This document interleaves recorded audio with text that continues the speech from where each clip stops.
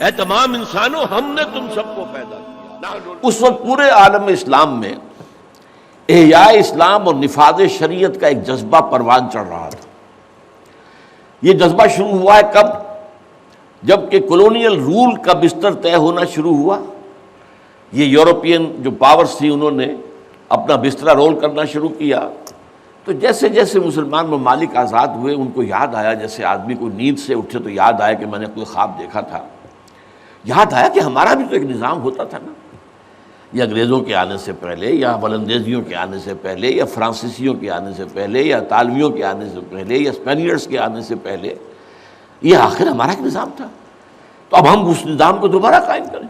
یہ ایک جذبہ تھا، اگرچہ مبہم تھا، واضح نہیں تھا، اور یہ کہ آج کے دور میں اسلامی نظام کیا ہوگا، کیسے ہوگا، اس کے کوئی واضح تصورات نہیں تھے، لیکن جذبہ موجود تھا۔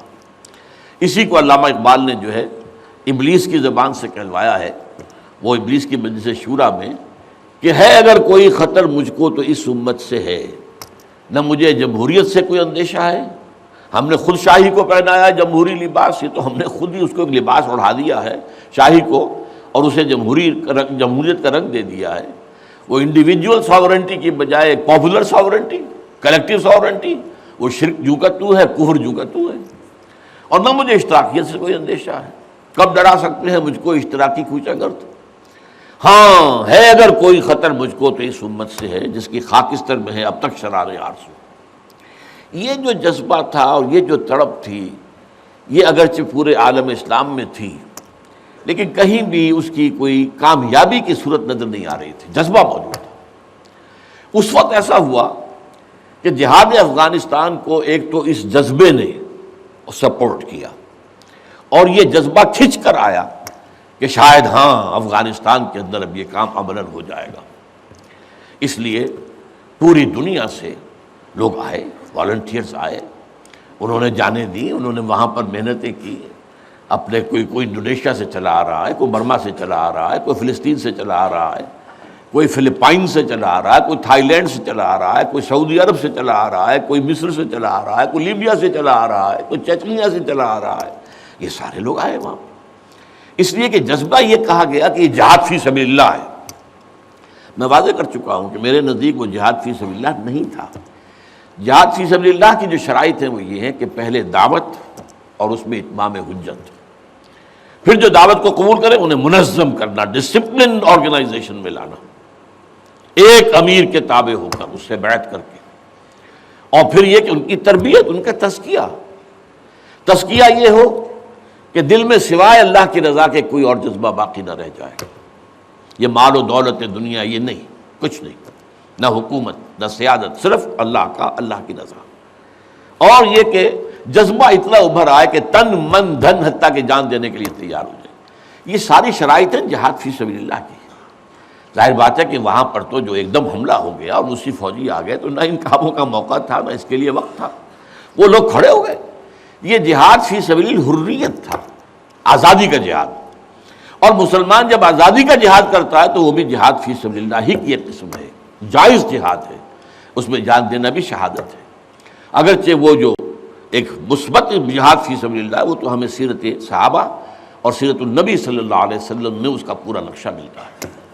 بہرحال ایک تو یہ کہ وہ کشش ان کو کھینچ کر لائی، دوسری طرف امریکہ نے وہ یہ چاہتا تھا کہ اسے نظر آ گیا کہ روس سے ایک تو جو بڑا پرانا اکاؤنٹ ہے، یعنی یہ کہ جو ویتنام میں روسیوں کے ہاتھوں شکست کھائی تھی امریکہ نے اور بھاگا تھا وہاں سے، تو گویا کہ اس کا بدلہ لینے کا یہ سنہرا وقت آ گیا ہے، اس سے بھرپور فائدہ اٹھایا جائے، اور یہ کہ اگر ہو سکے تو شاید اس حد تک بھی ان کے خیال میں ہو کہ یو ایس ایس آر کو ختم کر دیا جائے۔ میرے خیال میں ایسا نہیں تھا، وہ یہ نہیں سمجھتے تھے کہ یو ایس ایس آر ختم ہو جائے گا، لیکن یہ کہ بہت کمزور ہو جائے گا اور یہ کہ اس کی بلیڈنگ ہو جائے گی۔ اس کے لیے اس نے اس جہاد کا غلغلہ دوسروں سے بڑھ کر، مسلمانوں سے بڑھ کر جو ہے دنیا میں بلند کیا، اور ان جہادی لیڈروں کا کردار بنایا پوری دنیا میں، ان کی شخصیت کی امیجز بنائی ہیں۔ احمد شاہ مسعود کو دی لائن آف پنشیر، پوری دنیا کے اندر اس کے بارے میں جو ہے وہ دھاک بٹھائی گئی، تاکہ یہ لوگ زیادہ سے زیادہ لوگ آ جائیں، والنٹیئر مل جائیں۔ ہمارا آدمی تو کوئی نہیں مرے گا، ہم تو پیسے دیں گے اور ہتھیار دیں گے، مریں گے یہ مسلمان مریں گے، چاہے وہ افغان ہیں چاہے باہر سے آنے والے ہیں. تو وہ جو غلغلہ جہاد کا تھا، اور اس میں گویا کہ ایک طرح سے امریکہ کے اس ایجنڈے کو نہ جانتے ہوئے نہ سمجھتے ہوئے گویا کہ لا علمی میں جو تقویت پہنچائی وہ ایسے لیڈروں نے جن میں بن لادن بھی ہیں. وہ جہاد کے لیے لوگوں کو کھینچ کر علم مبارک سے لے کر آئے. ان میں عبداللہ ابن عزام بھی تھے شہید رحمۃ اللہ علیہ. انہی میں عمر عبد الرحمن ہے جس وقت امریکہ کی جیل میں پڑے ہوئے. یہ سب لوگ کیا تھے؟ جہاد کے نام پر دنیا سے لوگوں کو لے کر آ رہے تھے، اور اس میں گویا کہ نہ جانتے ہوئے ان نوئنگلی وہ امریکہ کے اعلی کار بن رہے تھے. بہرحال اس میں نتیجہ جو نکلا، مجاہدین جب مجاہدین کو فتح ہو گئی، ظاہر بات ہے اس میں دونوں فیکٹرز ان میں رکھیے، صرف مجاہدین کی سرفروشی اور جاں فشانی نہیں، امریکہ کے ہتھیار نے یقیناً اس میں ایک بڑا ڈیسائسو رول پلے کیا. خصوصاً تازہ ترین ہتھیار اسٹنگر میزائل جسے دنیا جانتی نہیں تھی وہ دے دیا. اور اصل میں جو روسی فوج جو ہے دل برداشتہ ہو کر بھاگی ہے، اس میں اسٹنگر میزائل کا بہت بڑا دخل تھا، کیونکہ ان کا سب سے بڑا ہتھیار تھا جو وہ گن شپ ہیلی کاپٹرز لے کر آتے تھے. اور وہ ظاہر بات ہے جہاں پہاڑوں کے اوپر بھی مورچے لگائے ہوئے تھے وہاں ظاہر بات ہے ٹینک تو نہیں پہنچ سکتے تھے، کوئی اور بمباری وہاں کرنا مشکل تھی. تو یہ گن شپ بڑے جہازوں سے بہت نیچے آ کر بمباری بھی ممکن نہیں تھی. تو گن شپ ہیلی کاپٹر سے جو بمباری وہ کرتے تھے، فائرنگ کرتے تھے، وہ ان کا سب سے بڑا ہتھیار تھا. اور اس کو بالکل ختم کر کے رکھ دیا اسٹنگر میزائل نے. کہ میزائل آپ نے داغا ہے تو وہ یہ نہیں ہے کہ ہدف سے اگر نہ لگے ہدف پر تو ادھر ادھر ہو جائے گا، نہیں، جدھر وہ ہدف جائے گا اس کا پیچھا کرے گا، اس کے پیچھے پیچھے جائے گا، جدھر وہ مڑے گا ادھر وہ مڑ جائے گا. دن مال کفر ہے سودار، جیسے وہ کفر جو ہے جو رخ موڑ لے تم بھی رخ موڑ لو، اور وہ تباہ کر دیتا تھا گن شپ. تو یہ بہرحال جو بھی شکست ہوئی روس کو اور وہاں سے من چلا گیا، تو اس کے بعد امریکہ بھی فوری طور پر وہاں سے غائب ہو گیا. اس نے مجاہدین کے اندر گروپ بندی، باہمی کشاکش، یہاں تک کہ باہمی دشمنی کے بھی بیج بو دیے تھے. اور اس میں آئی ایس آئی بھی رول اس نے پلے کیا ہے. آئی ایس آئی یہ چاہتی تھی کہ یہاں کوئی ایک مضبوط ایسی حکومت نہ بن جائے کہ جس کو جو ہمارے پھر کنٹرول میں نہ رہے. لہذا آئی ایس آئی والوں کا جو بھی رول ہوگا نیتی سے پاکستان کے لیے. لیکن یہ مجھ سے ایک مجاہدین لیڈرز میں سے ایک صاحب نے خود کہا کہ ہمیں لڑوایا آئی ایس آئی نے. میں نہیں کہہ سکتا کتنی اس میں درستی ہے اور کتنی غلطی ہے، لیکن امریکہ نے یہ کیا کہ لڑا کر ان کو بجائے اس کے کہ کوئی حکومت وہاں قائم کرواتا اور آرام کے ساتھ وہاں سے رخصت ہوتا، اس حکومت کو مستحکم کر کے، جیسے کہ وہ اپنا سر توڑ زور لگا رہا ہے عراق کے اندر کہ یہاں کوئی حکومت جو ہے وہ قائم ہو جائے، مستحکم ہو جائے، پھر یہاں سے ہم رفتہ رفتہ نکلے. وہ فوراً بھاگے آپس میں وہ جو ہے دشمنی کے بیج بو کر. نتیجہ کیا نکلا؟ وہ جہاد فی سبیل اللہ فساد فی سبیل اللہ بدل گیا. وہ تباہی آئی ہے افغانستان پر جو پہلے نہیں آئی تھی، روسیوں کے ہاتھوں نہیں آئی تھی، خاص طور پر کابل میں. اصل تباہی و بربادی جو ہے خانہ جنگی سے آئی ہے. اور اس کا ایک اور نتیجہ یہ نکلا کہ مختلف علاقوں میں وارڈ لارڈز نے اپنی چھوٹی چھوٹی حکومتیں ریاستیں قائم کر لی. وارڈ لارڈز، ہتھیار ان کے پاس ہیں، اور وہ ہتھیار جو ہیں اس جنگ کے اندر امریکہ کے دیے ہوئے ان کے پاس بہت کافی جو ہے ابھی موجود تھے، ان کا اسلحہ خانہ تھا. تو اپنے علاقے معین کر لیے، اور وہاں یہ ہے کہ انہوں نے ٹیکس لینے شروع کی، جگہ ٹیکس. جو بھی گاڑی گزرے، بس گزرے، کوئی مینی بس گزرے، کوئی ٹیکسی گزرے، ٹیکس دو. یہاں سے نکل کر اگلے میں گئے تو وہاں پھر ٹیکس دو. وہاں سے نکل کر اگلے کوئی وار لارڈ کا علاقہ گیا وہاں ٹیکس دو. اور نہ صرف یہ کہ ٹیکس، بلکہ وہ یہ بھی کہا جاتا ہے کہ وہ خوبصورت عورتوں کو بھی اتار لیتے تھے اور خوبصورت لڑکوں کو بھی اتار لیتے تھے. یہ جو صورتحال تھی اس سے افغان لوگوں کا کہ ناک میں دم آ گیا، سخت پریشان ہو گئے. اچھا، یہ جو میں نے کہا ہے کہ یہ امریکہ نے جو مجاہدین کی قیادت تھی اسے آپس میں لڑا کر پھر یہاں سے بھاگ جانے کے اندر آفیل سمجھی. اس کی وجہ یہ تھی امریکہ کو اندیشہ تھا کہ یہ لوگ پڑھے لکھے جدید تعلیم یافتہ ہیں، یہ انجینئرز ہیں، گلبدین حکمت یار، احمد شاہ مسعود، استاذ ربانی بڑے عالم ہیں، فاضل ہیں، عبد الرسول سیاب الازہر کے پڑھے ہوئے تھے. اسی طریقے سے صبغت اللہ جو ہیں وہ بھی بڑے عالم آدمی تھے اور پڑھے لکھے آدمی تھے، جدید تعلیم یافتہ بھی اور قدیم تعلیم یافتہ بھی. تو اس اعتبار سے انہیں اندیشہ تھا ان لوگوں کی حکومت بن گئی اگر تو یہ ایک ماڈرن اسلامک اسٹیٹ بنا دیں گے، اور یہ وہ شے ہے جو ہمارے لیے سب سے زیادہ خطرناک، سب سے زیادہ ناپسندیدہ معاملہ ہوگا، اس لیے کہ اگر واقعتاً ایک ماڈرن اسلامک اسٹیٹ وجود میں آ گئی تو ہمارے نظام کا خاتمہ ہو جائے. وہ تو یہ کہ سورج طلوع ہوتا ہے تو تاریکی تو جائے گی، رات کو تو جانا ہی جانا ہے. وہ تو جب تک سورج طلوع نہیں ہوتا رات کی تاریکی ہے، یہ انہیں اندازہ تھا خوب. بہرحال اس لیے انہوں نے خاص طور پر ان کو آپس میں لڑایا بھی. اس کے بعد یہ ہے کہ جب افغانستان کے لوگوں کے ناک میں دم آ گیا تو اب یہ ایک مرد مجاہد ملا عمر کھڑا ہوا. وہ کوئی بڑا عالم دین نہیں بلکہ پوری طرح جو ہے وہ تعلیم یافتہ بھی نہیں ہے عربی مدارس وغیرہ سے، اور ان کے ساتھ عربی مدارس کے طلباء طالبان وہ کچھ کھڑے ہو گئے کمر کس لیے کہ اب یہاں کسی طرح امن قائم کیا جائے.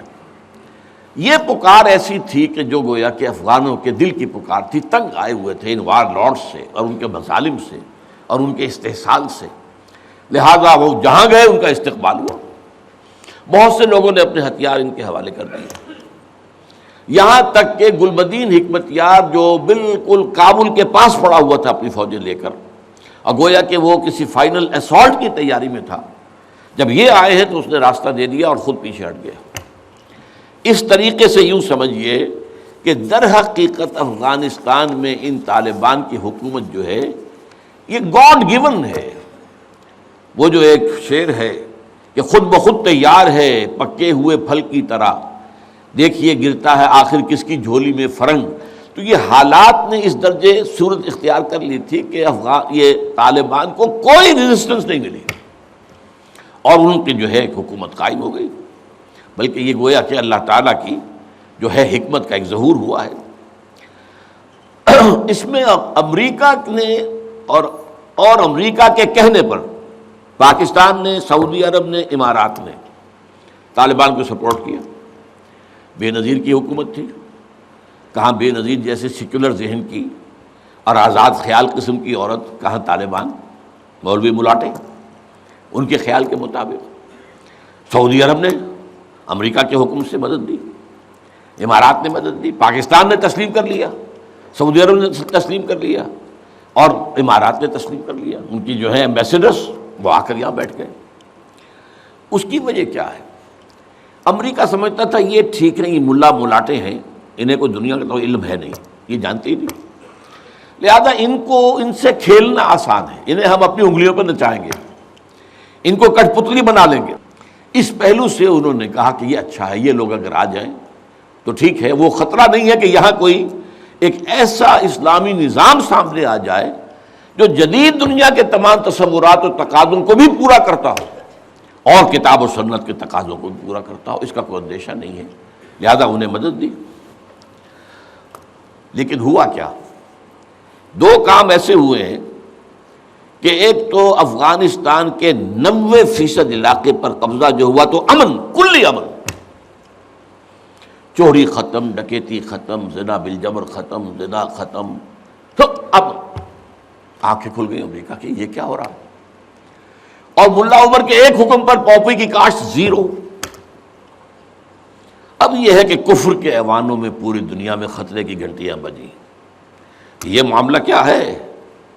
نارضت عشق کے خونی جگرے پیدا شد، حسن لرزید کے صاحب نظرے پیدا شد. یہ تو ہم جس سے ڈر رہے تھے، جس کا ہمیں خوف تھا، جس کا ہمیں اندیشہ تھا، وہ تو حقیقت سامنے آ رہی ہے. ابھی تو پورا نظام کی کوئی بات نہیں ہے، ابھی تو انہوں نے چند سزائیں نافذ کی ہیں، اس سے زیادہ تو ابھی ان کا کانسیپٹ بھی کوئی نظر نہیں آیا. ہم خود جب گئے ہیں وہاں پر، میں ایک وفد لے کر گیا ہوں، تو نہ ان کے ذہن میں کوئی سیاسی نظام کا کوئی واضح تصور تھا، نہ میں نے ان سے پوچھا آپ کی کوئی پارلیمنٹ مجلس شورا مجلس سے ملی کہ نہیں کوئی نہیں ہے، نہ کوئی معاشی نظام کا ان کے سامنے نقشہ تھا. میں نے پوچھا کہ آپ کے یہاں بینک ہیں کہ نہیں ہے، میں نے کہا آپ اپنا پیسہ کہاں رکھتے ہیں؟ ہمارے پاس پیسہ ہے ہی نہیں. مطلب یہ کہ یہ کوئی نظام کی بات تھی نہیں. لیکن یہ کہ چوری کا ہاتھ کاٹنا، زنا کی سزا دینا، رجم کرنا، قتل کے بدلے قتل علی الاعلان میدان کے اندر، اور سر جو ہے قلم کرنا یا سینے کے اندر. ایک صاحب نے جو کہ آئی وٹنس تھے، انہوں نے دیکھا تھا کہ ایک شخص نے ایک دوسرے شخص کو قتل کیا سینے میں خنجر بھونک کر. اب اس کو پکڑ کر رسیوں سے باندھ کر لا کے ڈال دیا گیا اسٹیڈیم کے اندر کھلا، اور ٹھٹ لگے ہوئے لوگوں کے دیکھ رہے ہیں، اور اس کی بیوی سے، مقتول کی بیوی کے ہاتھ میں خنجر دے کر کہا گیا بھونکو اس کے اس کے سینے کے اندر، اور اس نے کیا۔ اب یہ جو مناظر ہیں ان کو دیکھنے کے بعد کیا کہیں کوئی جرم رہ جائے گا؟ جیسے کہ اس سے پہلے بھی تھا معاملہ دنیا کے سامنے کہ سعودی عرب جو ہے وہ کرائم فری ایک معاشرہ بن گیا تھا جب سے وہاں پر اسلامی جو حدود اور تعزیرات نافذ ہوئی۔ یہ معاملہ انہوں نے دیکھ لیا کہ یہ تو ہو گیا، تو اس اعتبار سے ان کو جو ہے اب بڑی شدید خطرے کی بات ہوئی۔ البتہ یہ ضرور نوٹ کر لیجئے کہ اس ابتدائی عرصے میں طالبان سے کچھ غلطیاں بھی ہوئیں۔ پہلی بات تو یہ کہ نہ ان کی کوئی تعلیم ہوئی تھی، نہ تربیت ہوئی تھی، نہ تنظیم ہوئی تھی، نہ کوئی ڈسپلن قائم تھا، یہ تو موب تھا، لہذا ان سے بڑی بڑی غلطیاں ہوئیں۔ مثلاً مزار شریف میں ایران کے سفارت خانے پر حملہ کیا، سفارتکاروں کو قتل کر دیا۔ پھر یہ کہ ان کے اندر مذہبی شدت پسندی بہت تھی، کٹر حنفیت، اور اس کے اندر کچھ نہ کچھ تشدد کا ایلیمنٹ بھی۔ ظاہر بات ہے ان عام لوگوں کے ان پڑھ لوگ، اب ان کے ذہن میں جو چیزیں تھیں، داڑھی جو ہے سنت موقدہ ہے، نہیں رکھتا اس کو سزا دو، اور حجام جو ہے اس کا سر قلم کر دو اگر وہ شیونگ کرتا ہے تو۔ اسی طریقے سے پردے کا شدت کے ساتھ نفاذ کیا گیا، عورتیں باہر کیوں نکلیں، اپنے گھروں میں رہو، یا یہ کہ پورا برقع لے کر نکلو، جو بھی آپ کے ہاں دنیا بھر میں شٹل کاک جس کو کہتے ہیں وہ جو ایک خیمے کی شکل میں ہوتا ہے، تو وہ نہیں رہو۔ تو اس حوالے سے تشدد پسندی بھی ہوئی ہے، اور کچھ غلطیاں بھی ہوئی ہیں، کچھ زیادتیاں بھی ہوئی ہیں، اور کچھ انتہائی تنگ نظر مذہبیت بھی ہوا۔ یہ حقائق ہیں جو ہمیں ماننے پڑیں گے۔ اب جب پوری دنیا کے اندر یہ ایک خطرے کی گھنٹیاں بج گئیں عالم کفر کے اندر کہ نارض عشق کہ خونی جگر پیدا شد، وہ تو آ گیا، خونی جگر رکھنے والا وہ تو سامنے آ گیا، وہ خطرہ جس سے ہم ڈر رہے تھے، کہاں پر رہے تھے۔ اس لیے کہ آپ کو معلوم ہے کہ جب USSR کا خاتمہ ہوا ہے اور اس کے بعد جو ہے نیٹو کو اثر نو آرگنائز کرنے کی باتیں شروع ہوئیں، توسیع کی شروع ہوئی، تو کسی سے نے پوچھا نیٹو چیف سے، گورنر ان چیف سے، کہ اب آپ کس کے لیے، آپ کا جو دشمن تھا جس کے لیے آپ نے سارے دھندے بنائے تھے، سیٹو بھی تھا، سینٹو بھی تھا، اور نیٹو بھی تھا، اور سب سے بڑا معاملہ نیٹو کا تھا، تو اب تو تمہارا وہ دشمن ختم ہو گیا، تمہارے سامنے تمہارے گھٹنوں تمہارے قدموں میں پڑا ہوا ہے، تم سے مدد کی بھیک مانگ رہا ہے، تو تمہیں کیا خوف ہے؟ تو انہوں نے کہا ہمیں اب اسلامک فنڈامنٹلزم کا خطرہ ہے۔ اس کے لیے گویا کہ they started to gird up their loins، اپنی جو ہے کمر کسنے کے لیے انہوں نے پروگرام بنا لیا۔ اور اس کے لیے نوٹ کیجئے 9/11 کا حادثہ فاجعہ خود کروایا، یہ ثابت شدہ حقیقت ہے۔ اس وقت اس میں طالبان کا تو خیر 0% بھی کوئی امکان نہیں، اس میں القاعدہ کا بھی کوئی حصہ نہیں۔ یہ ضرور معلوم ہوتا ہے کہ ان میں جن لوگوں کو انہوں نے اپنے آگے رکھ لیا تھا دنیا کو دکھانے کے لیے، کچھ نوجوان قسم کے جو پائلٹس تھے جنہوں نے چھوٹے چھوٹے جہازوں پر، چڑیوں جیسے جہازوں پر تربیت حاصل کی تھی، دکھانے کے لیے انہوں نے کیا ہے یہ۔ ان میں سے کسی کا تعلق غالباً کوئی تعلق تھا جو کہ اسامہ ابن لادن کے ساتھ، جس پر کہ ان کو اس نے یہ کہہ دیا تھا کہ عنقریب ایک بہت بڑا واقعہ ہوگا، بس اس حد تک بات صحیح ہے، باقی قطعاً کوئی نہ اسامہ ابن لادن کا حصہ۔ یہ کروایا موساد نے، نیو کونز نے، CIA نے۔ کیوں کروایا؟ اس لیے کہ ان کے سامنے اب افغانستان کے اندر ایک بہت بڑی فوج کشی کرنے کے لیے ایک بہت بڑی طاقت کی ضرورت ہے، اور یہ بہت بڑی طاقت جو ہے اس کے لیے امریکہ کا جو پبلک اوپینین ہے تیار نہیں ہوگا جب تک کہ اتنا بڑا کوئی حادثہ نہ ہو جائے، اور دنیا کی بھی بڑی کولیشن نہیں بنے گی جب تک کہ اتنا بڑا کوئی حادثہ نہ ہو جائے۔ یہ انہوں نے خود کرایا، اس لیے کہ اس سے پہلے یہ ایک اور بات جو ہے وہ بیچ میں آ گئی ہے لیکن میں بیان کر دوں کہ یہ تو 90s کے اندر، لیٹ 90s میں بات ہو گئی تھی کہ امریکہ میں جو ٹاپ کے تھنک ٹینکس تھے وہ سوچ رہے تھے کہ 21ویں صدی میں امریکہ اس گلوب کی سپریم سپر پاور کیسے رہے، اپنی اس پوزیشن کو جو حاصل ہو گئی اس وقت اور بھی مضبوط کرے۔ ابھی رشیا اور چائنا تو اس کے دائرہ اقتدار سے باہر ہے، ابھی بھارت بھی تقریباً باہر ہے، لیکن آگے بڑھا کر گلوبل پوری طرح، اور کیسے ہو یہ کہ اسے برقرار کیسے رکھے۔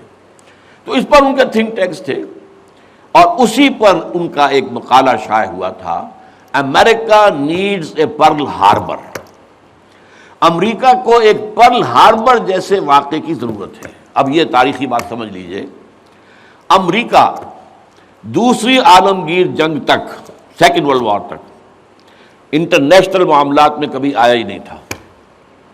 وہ تو بڑے آرام سے تھا، دو اوشنز کے درمیان، ادھر اٹلانٹک ہے ادھر پیسیفک ہے، ظاہر بات ہے کہ ان قریب کوئی دشمن ہے ہی نہیں، لہذا اسے تو اپنا معیار زندگی بہتر بناؤ، اپنے حالات بہتر بناؤ، اپنے انوائرمنٹس بہتر بناؤ، اپنا یہ کرو اپنا وہ کرو، بس۔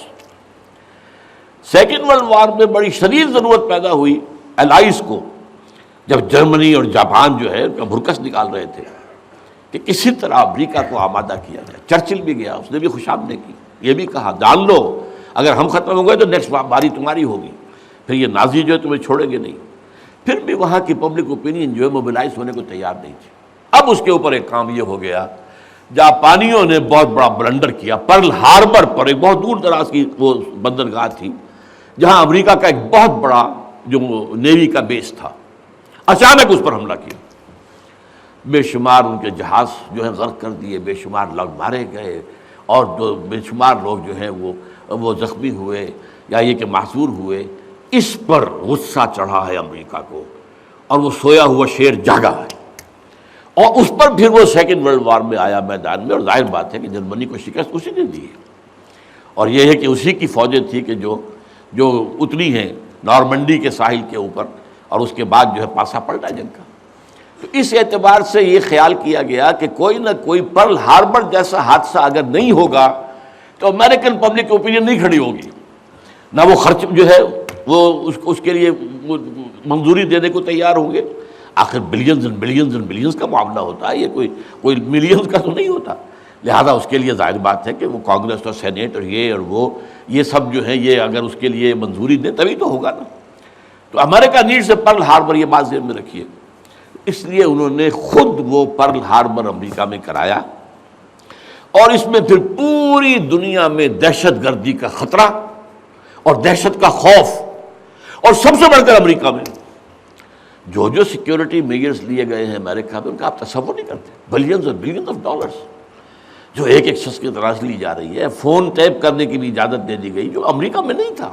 وہاں جو پرسنل آزادیاں تھیں، انفرادی آزادیاں، ان کا بڑا چرچا تھا، وہ تو ان کا بڑا چیمپئن تھا، لیکن یہ کہ سارا جو ہے ان کی پرائیویسی کا بھی بیڑا غرق، ان کا یہ سب کچھ، ان کے اوپر پابندیاں، اور جو کچھ بھی باہر سے آنے والے ہیں ان کا جس طریقے سے وہ اپنے ایئرپورٹس کے اوپر جو ہے تقریباً نیم برہنہ کر کے ان کی جو ہے تلاشی لینا، یہ سارا کچھ، اور اس پر جو انہوں نے اپنے پورا نظام بنایا انٹیلیجنس کا اور معلومات پہنچانے کا، اس کے اوپر ان کا بے شمار خرچ ہوا۔